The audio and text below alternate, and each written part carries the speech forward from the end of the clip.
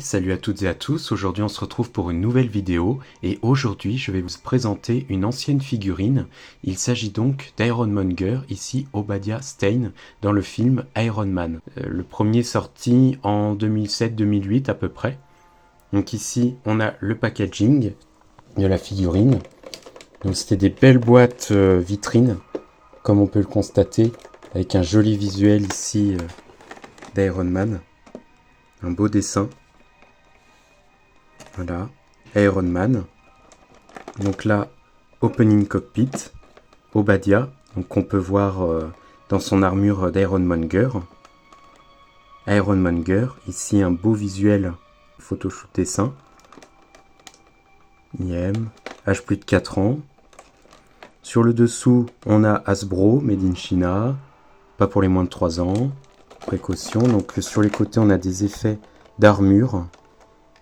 Donc un très beau packaging avec l'arc réacteur à l'arrière. Ici, toujours effet vitrine. Et de dos, voici de dos la boîte. Donc voilà ce qu'elle donne de dos. Donc de dos, on a le visuel d'Ironmonger, de la figurine. Ici, donc muni de ces accessoires entre guillemets, donc le cockpit qui s'ouvre. Mais on peut constater qu'il ne s'agit pas d'Obadiah Stane. Je ne sais pas pourquoi ils lui ont mis des cheveux, il n'a pas de barbe. Donc c'était peut-être au niveau des premiers croquis, des premiers prototypes. Donc Opening Cockpit Rebels Pilot. Là, un petit laïus sur Ironmonger qui se bat contre Iron Man, donc contre Tony Stark. Donc un beau visuel du prototype. Au début, il l'avait conçu en rouge pour l'arc réacteur du méchant. Ici, on a Collect All Figures, All Them. Donc là, on a d'autres figurines de la gamme, comme ceci. Donc d'autres figurines, Iron Man ici. Et là, on avait le site hasbro.com, donc Iron Man, encore un autre joli dessin. Marvel, Hasbro. Donc voilà, ça c'était pour la boîte, Iron Man. Donc on va se l'ouvrir tout de suite. Le voici au sortir du blister. Alors je l'avais déjà ouvert bien sûr.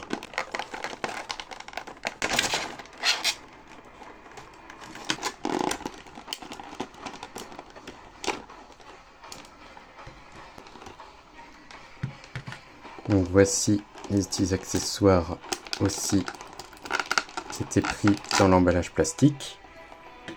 Donc ça c'était pour la boîte. Donc voici ce que donne la figurine sortie de son emballage ainsi que ses accessoires. Donc on va commencer par ceci. Donc on a ici le réacteur, donc l'arc réacteur, le cœur pour alimenter l'armure, qui est le cœur de Tony Stark quand Obadiah lui vole. Vous voyez avec de belles applications de peinture, un beau gris plastique mais qui donne un bel effet métallique. Comme ceci, avec de beaux détails à l'arrière aussi, de cette manière. Et on a le casque, donc le HS en fait d'Ironmonger, qui est vraiment très bien fait avec une belle peinture bleue et blanche pour les yeux, qui donne vraiment un côté vivant et on dirait que c'est lumineux à l'intérieur. Donc avec tous les petits détails, des petites sculptures un peu partout. Des petits boulons, des matériaux d'armure en fait, métalliques. Alors c'est en plastique hein, bien sûr, il n'y a pas de métal sur la figurine. De cette manière, et dessous, on a pour mettre la tête à l'intérieur d'Obadiah, comme ceci. Et ensuite la figurine, donc on a Obadiah ici. Alors, à savoir que Obadiah est un chef d'entreprise qui seconde Tony Stark, mais toujours jaloux, qui a pour ambition de créer des armes, lui, de continuer à créer des armes. Il va engager les terroristes afghans pour kidnapper Tony Stark, et limite même le tuer afin qu'il construise des armes. Mais Tony va se libérer et va construire l'armure Iron Man, donc, avec les Mark 1, Mark 2, Mark 3. Et donc, Obadiah, lui, va s'inspirer de ceci et piquer le cœur de Tony pour alimenter l'armure qu'il a construite vis-à-vis des premiers prototypes. Et ils vont mener un combat sans merci à la fin du film, entraînant la mort d'Obadiah à la fin. Donc on va commencer par le head sculpt, qui est vraiment joli. Franchement, aussi petit que ça, parce que vous voyez avec la taille de mon doigt, c'est vraiment tout petit. Et on a de beaux détails, la barbe sculptée, on a même les narines, le nez, les yeux. Donc on voit de qui on parle, on voit que c'est Obadiah. Il n'y a pas de souci. Là le détail de la ceinture, avec les boucles. Là les petits effets allumés. Ici, on a un beau lavis noir qui a été patiné sur la figurine. Le détail de ses armes, les doigts. Pareil sur les jambes, on a plein de petites sculptures un peu partout. Les armes, toujours, la mitrailleuse, les canons, les missiles, lance-roquettes, l'arrière. Donc voilà ce qui donne de face, de profil et de dos. Donc on va lui mettre tout de suite l'armure, les accessoires. Donc à commencer par le cœur, en fait il y a juste à clipser tout simplement de cette manière. Et on vient mettre aussi le casque et les épaulettes. On vient clipser à ce niveau-là. Voilà, avec un clips. Et on peut refermer le cockpit comme dit sur la boîte. Et on a Ironmonger, l'armure au complet, prêt à défourailler Tony Stark. Donc il a une très belle tenue, de bonnes proportions. Quand on peut le voir au niveau du film. Une belle silhouette, avec le casque à la bonne taille vis-à-vis des épaules, des bras. Une belle sculpture. Donc on va passer au niveau des articulations. Alors au niveau des articulations, il peut tourner complètement au niveau du torse. Il peut faire une rotation au niveau de la cuisse.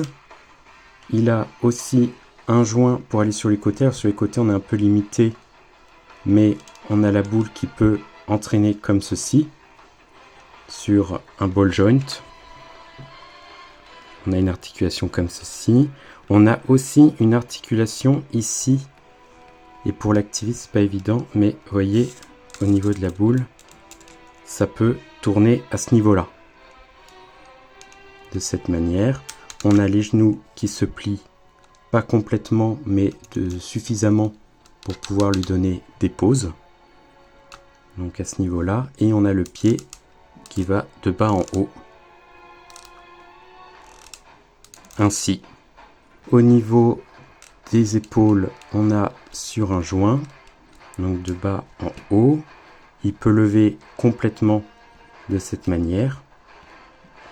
Il a une rotation en dessous de l'épaule, au niveau de la machinerie. Et on a ici un pivot qui permet de faire une rotation au niveau de l'avant-bras. Et on a le poignet qui tourne et qui peut aller de bas en haut également, comme ceci, comme si on veut lui faire tirer des missiles, ici la mitrailleuse, de cette manière. Donc comme ça, idem pour l'autre bras. Donc je pense qu'on a fait... Alors il n'y a pas d'articulation à la tête, c'est un peu dommage, mais ça peut se comprendre vis-à-vis du mécanisme pour qu'il y ait Obadiah à l'intérieur. D'ailleurs, on va tout de suite l'ouvrir comme dans le film et révéler Obadiah Stane au niveau de son armure. Donc comme quand il s'apprête à attaquer Tony, vu que Tony lui a grillé ses viseurs, sa vision surtout.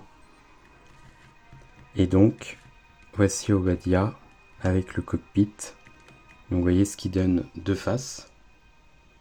On peut mettre soit le cockpit complètement replié ou comme ceci. De côté, ça donne ça. De dos, on a l'arrière du casque.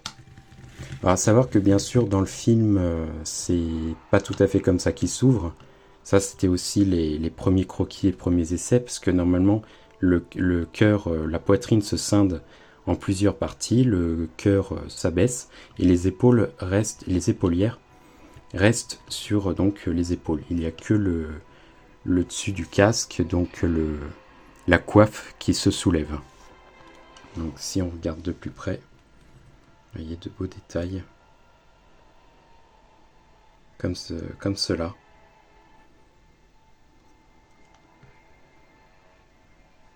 Ironmonger. Donc en fait sa tête est sur un ressort de cette manière et c'est en fait à ce niveau-là ce petit picot, et quand on abaisse la tête, le casque, la tête rentre. Donc c'est comme ceci qu'on peut refermer le cockpit. Et vous voyez, là on a Ironmonger. Donc je vais lui faire une pose. Donc la pose comme sur la boîte, à l'arrière, de cette manière. Il peut également tenir juste avec un pied et le genou plié, ce qui donne vraiment des poses dynamiques, prêt à courir et à aller attraper Pepper Potts. Ici, une scène du film où il s'apprête à écraser Tony entre ses bras, justement vers la fin. Ici, lorsqu'il sort du sol, dans l'optique d'attraper Pepper Potts ou du moins de l'éliminer, mais Pepper Potts est sauvé par Tony qui arrive in extremis. Et ici, lorsqu'il tient le casque d'Iron Man, prêt à l'écraser entre ses mains. Au niveau des comparatifs de taille, on peut constater qu'il est beaucoup plus grand qu'Iron Man, mais ici, il paraît peut-être un peu trop grand vis-à-vis de... Donc c'est les gammes de figurines sorties à l'occasion d'Iron Man 2, du deuxième film. Donc c'était des petites figurines sorties, et on peut constater que je trouve qu'on est plutôt pas mal au niveau de l'échelle, même s'il faudrait qu'il ait sûrement une tête de plus, je dirais, pour être à l'échelle vis-à-vis d'Ironmonger. Donc par exemple ici, je trouve que Iron Man, donc de la même gamme là pour le sorti à l'occasion du premier film, fait quand même trop grand vis-à-vis d'Ironmonger. Justement quand on ouvre le cockpit, on peut constater que la tête d'Iron Man ici est beaucoup plus grosse que Obadiah qui est à l'intérieur du cockpit. Donc on n'est vraiment pas à l'échelle, je trouve.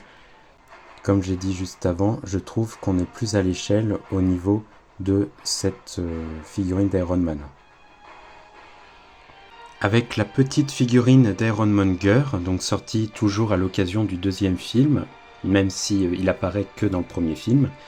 Donc on a ici une sculpture assez différente. On a des similitudes. Donc, par exemple, le cœur est en relief et il est creux à l'intérieur. Et donc on peut constater une grande différence de taille. Si je vous remets à côté d'Iron Man, on constate bien sûr qu'entre la gamme, ils ne sont pas du tout à l'échelle entre les deux. Iron Man fait quand même un peu trop grand, il devrait avoir deux têtes de moins pour matcher avec cet Ironmonger.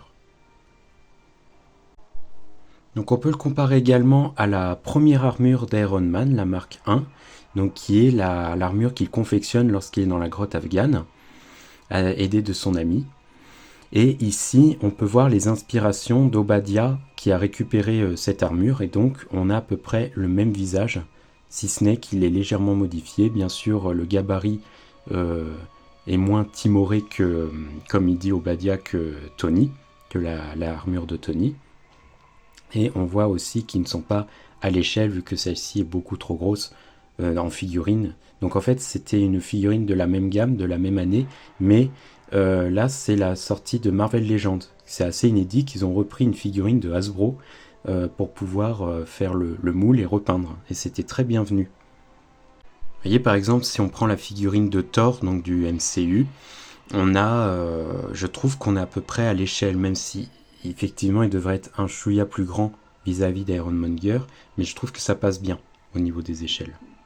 Avec Whiplash, donc ici ça passe bien, je trouve, même s'ils ne sont pas dans le même film.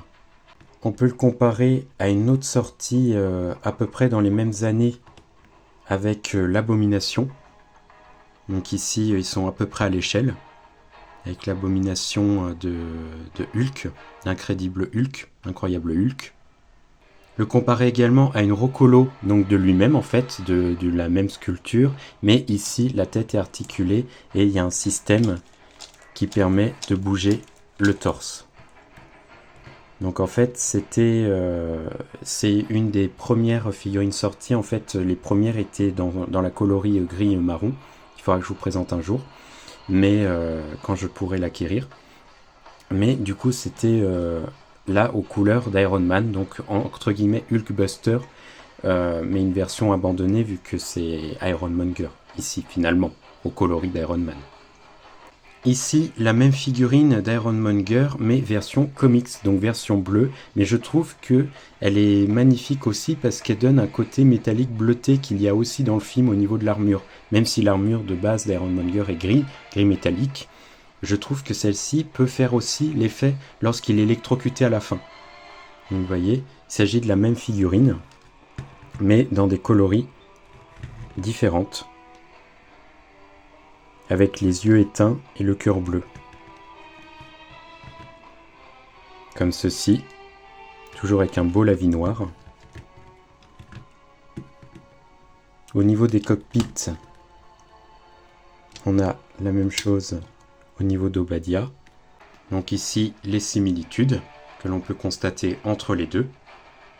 Ou bien sûr, là, on a l'effet qui ressort l'habit gris avec les boucles noires, alors qu'ici, le gris se fond un peu finalement avec l'armure.